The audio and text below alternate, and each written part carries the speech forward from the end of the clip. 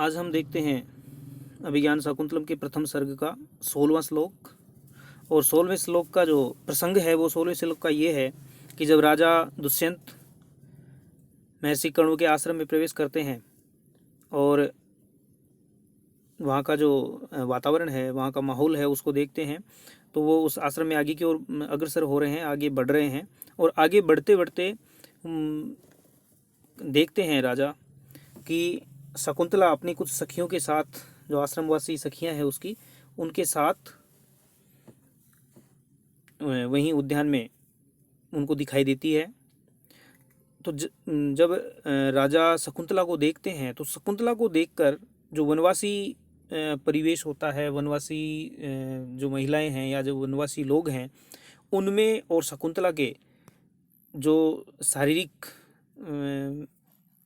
दृष्टिकोण कहें या उसकी सुंदरता कहें, उसमें जो परिवर्तन देखते हैं, उसको देखकर वो कुछ उसकी तरफ आकर्षित हो जाते हैं और वो उसके बारे में जानने के इच्छुक होते हैं कि ऐसी सुंदरता और ऐसा जो लावण्य है वो एक वनवासी का कैसे हो सकता है। और उसी के दौरान जो अनुसुईया और शकुंतला है, उन दोनों का वार्तालाप वो देखते हैं कि दोनों में क्या वार्तालाप हो रहा है। शकुंतला और जो अनुसुईया है वो वृक्षों में पानी दे रही होती है, तो दोनों की वार्तालाप सुन के और राजा कह रहा है कि कथम इयम सा कण्व दुहिता, यानी वह महर्षि कण्व की पुत्री कैसे हो सकती है। असाधुदर्शी खलु तत्र भवान काश्यप है, यह इमाम आश्रम धर्मे नियुक्ते। चूंकि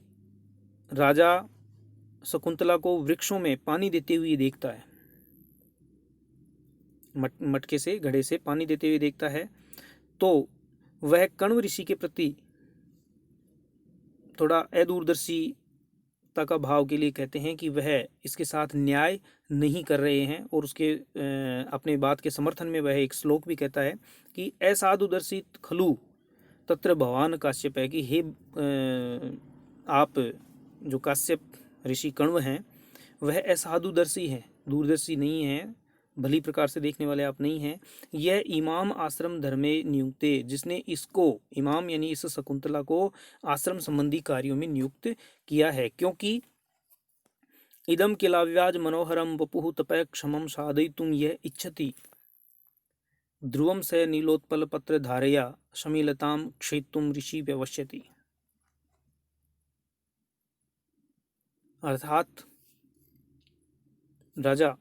अपने श्लोक के माध्यम से इसे कह रहा है कि यह ऋषि ही,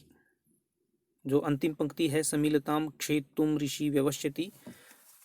तो इसमें क्षेत्तुम ऋषि व्यवस्यति, तो यहाँ से ऋषि यानी यह ऋषि, और जो प्रथम पंक्ति है अव्याज मनोहरम इदम, तो यह ऋषि ही अव्याज मनोहरम इदम वपुः किल तपः क्षमम साधयितुम इच्छति से ध्रुवम नीलोत्पलपत्रधार्या समीलताम क्षेत्तुम व्यवस्यति। तो यह ऋषि यानी जो ऋषि, अर्थात जो ऋषि कण्व, अव्याज मनोहरम, बिना किसी व्याज के यानी बिना किसी बनावट के, कृत्रिमता के, जो सुंदर है, अव्याज मनोहरम यानी कृत्रिमता से रहित जो सुंदरता है, यानी प्राकृतिक सुंदरता जिसे हम कह सकते हैं। तो जो ऋषि प्राकृतिक रूप से सुंदर, इदम वपुः इस शरीर को, अर्थात इस शकुंतला को, किल तपः क्षमम साधयितुम इच्छति, निश्चित रूप से तपस्या के, तपः क्षमम यानी तप के योग्य, साधयितुम इच्छति बनाना चाहता है। यानी जो ऋषि स्वाभाविक रूप से सुंदर या प्राकृतिक रूप से सुंदर इस शकुंतला के शरीर को तपस्या के साधन के योग्य बनाने का प्रयास करता है, से वह ऋषि ध्रुवम निश्चित रूप से नीलोत्पल पत्रधारिया, नील कमल के पत्ते से, नील उत्पल पत्रधारिया यानी नील कमल के पत्ते की धार से या उसके कोने से, किनारे से, समीलताम, समी वृक्ष की कठोर लता को, शमी की कठोर लता को, क्षेत्तुम काटना, व्यवस्यति चाह रहा है, यानी उसको काटने की इच्छा रखता है। यानी असंभव चीज से जो समीलता है वो अत्यंत कठोर है, और कमल का जो नील कमल का जो पत्ता है उसकी जो धार है वो बहुत ही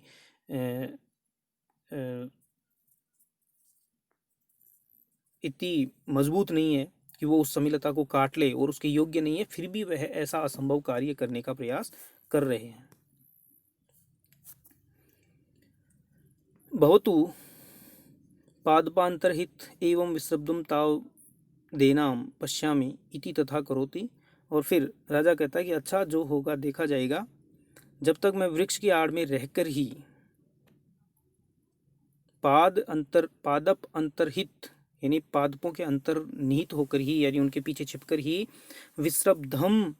तावत एनाम पश्यामि, तब तक इसको विश्वास पूर्वक देखता हूँ, यानी शकुंतला को देखता हूँ।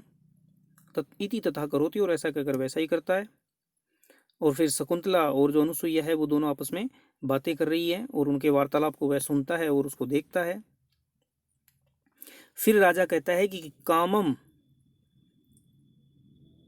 अननुरूपम अस्यः वपुषो वल्कलम न पुनरलंकारः श्रियम न पुष्यति। और फिर श्लोक के माध्यम से कहता है कि सरसिज मनोविद्धम सैवलेनापि रम्यम मलिनमपि हिमांशोर लक्ष्म लक्ष्मीं तनोति इयम अधिक मनोज्ञा वल्कलेनापि तन्वी किमिव हि मधुराणाम मंडनम नाकृतीनाम। तो राजा श्लोक के माध्यम से कह रहे हैं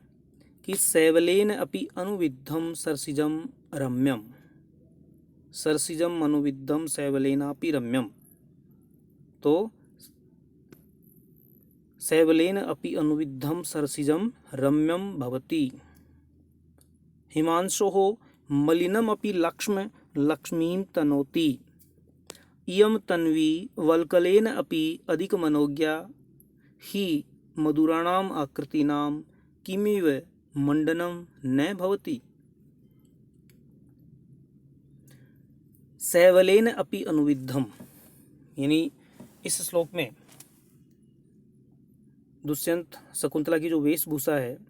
चूंकि वह आश्रम में रहती है तो उसने आश्रम के अनुरूप जो वल्कल वेश धारण कर रखे हैं, और उसकी वल्कल वेशभूषा को देखकर राजा दुष्यंत हैं वो कह रहे हैं कि सैवलेन अपि अनुविद्धम सरसिजम रम्यम, यानी शिवाल से, जो शिवाल है, सहवाल है शिवार, उससे घिरा हुआ भी सरसिज कमल रम्यम भवति, सुंदर ही लगता है। यानी शिवार से घिरा हुआ भी कमल जो है वो सुंदर ही रहता है। हिमांशो हो, और चंद्रमा का, मलिनम अपि लक्ष्म, जो मलिनम अपि लक्ष्म, लक्ष्म यानी चिन्ह, और मलिनम अपि यानी मलिन भी, जो चिन्ह है, यानी चंद्रमा का जो मलिन कलंक है, धब्बा है, वह भी लक्ष्मीं तनोति, उसकी शोभा को बढ़ाता है। इयम तन्वी, यह है शकुंतला, तन्वी यानी कृशांगी। तो इयम तन्वी,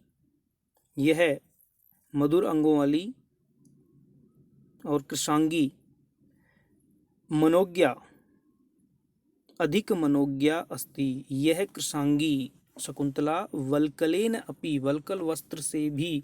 और भी अधिक सुंदर लग रही है। यानी वल्कल वस्त्र धारण किए हुए यह शकुंतला और भी अधिक सुंदर लग रही है। यानी यह वल्कल वस्त्र इसकी सुंदरता का ह्रास नहीं कर रहा, अपितु सुंदरता को बढ़ा रहा है। क्योंकि मधुराणाम आकृति नाम, क्योंकि जो प्रकृति से ही मधुर आकृतियां होती हैं, स्वाभाविक रूप से जो मधुर आकृतियां हैं, किमिव ही मंडनम ने, उनका कौन सी चीज अलंकार नहीं होती, उनका मंडन नहीं होती। यानी जो स्वाभाविक रूप से सुंदर होती है चीज, वो किसी भी चीज को धारण करे वो उसकी सुंदरता को ही बढ़ाता है।